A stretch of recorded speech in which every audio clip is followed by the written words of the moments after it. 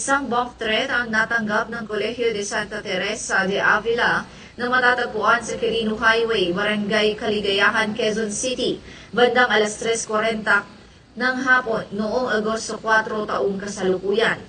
Ayon sa paunang investigasyon, nakatanggap umano ng liham ang paaralan na naglalaman ng banta ng pagsabog kung hindi maibibigay ang hinihinging halagang 5 bilyong piso sa loob ng 24 na oras. Kaagad itong iniulat ng paaralan kay Barangay Chairman Alfredo Rojas na siyang nagtawag sa himpilan ng pulisya upang humingi ng tulong.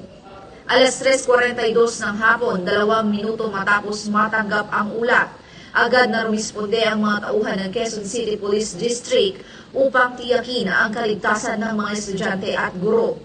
Bandang alas 5:30 ng hapon, matapos ang halos 2 oras na clearing operation, kinumpirma ng Explosive Ordnance Disposal Team na walang natagpuang anumang pampasabog sa lugar. Matapos ang 7 oras na backtracking at investigasyon, naaresto ang 2 pinaghihinalaang may kinalaman sa insidente.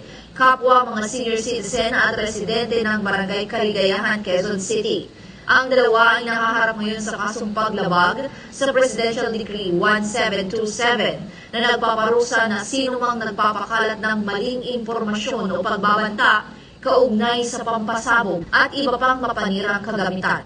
Ayon sa pamunuan ng QCPD, nananatiling ligtas ang buong komunidad at patuloy nilang papaigtingin ang seguridad upang maiwasan ang katulad na insidente.